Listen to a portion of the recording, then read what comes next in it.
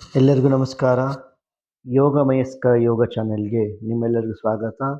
ನಾನು ಪ್ರಭಾಕರ್ ಶರ್ಮಾ. ಇವತ್ತು ನಾವು ಪರಿವೃತ್ತ ತ್ರಿಕೋನಾಸನ ಹೇಗೆ ಮಾಡೋದನ್ನ ನೋಡ್ಕೊಳ್ಳೋಣ. ಮೊದಲಿಗೆ ಸಮಸ್ಥಿತಿಯಲ್ಲಿ ನಿಂತ್ಕೋತೀವಿ. ಎರಡೂ ಹಸ್ತವನ್ನು ಕಟಿಯ ಭಾಗ ಅಂದರೆ ಸೊಂಟದ ಭಾಗಕ್ಕೆ ಕೊಡ್ತೀವಿ. ಶ್ವಾಸವನ್ನು ತಗೊಳ್ತಾ ಬಲಗಾಲನ್ನು ಬಲಪಕ್ಕಕ್ಕೆ 1.5 ಕಾಲಾಂತರದಲ್ಲಿ ಪಕ್ಕಕ್ಕೆ ಇಡ್ತೀವಿ. ಮತ್ತೆ ಶ್ವಾಸ ಬಿಡ್ತಾ ಬಲಪಾದವನ್ನು ಬಲಕ್ಕೆ ತಿರುಗಿಸ್ತೀವಿ.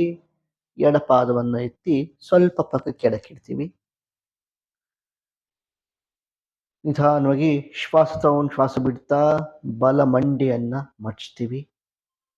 ಶ್ವಾಸ ತಗೊಳ್ತಾ ಎಡಗೈನ ಮೇಲೆ ತಗೊಳ್ತೀವಿ.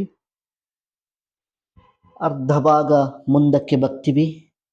ನಿಧಾನವಾಗಿ ಎಡಹಸ್ತದಿಂದ ಬಲಹಸ್ತದ ಪಾದದ ಗಂಟೆ ಇಟ್ಕೊಳ್ತೀವಿ. ಶ್ವಾಸ ತಗೊಳ್ತಾ ಬಲ ಮಂಡಿಯನ್ನು ನೇರ ಮಾಡ್ತೀವಿ. ಬೆನ್ನಿನ ಭಾಗ ಪೂರ್ತಿ ತಿರ್ಚ್ತೀವಿ. ಕೈ ಮೇಲ್ ಚಾಚ್ತೀವಿ. ದೃಷ್ಟಿ ಬಲ ಹಸ್ತದ ಕಡೆ.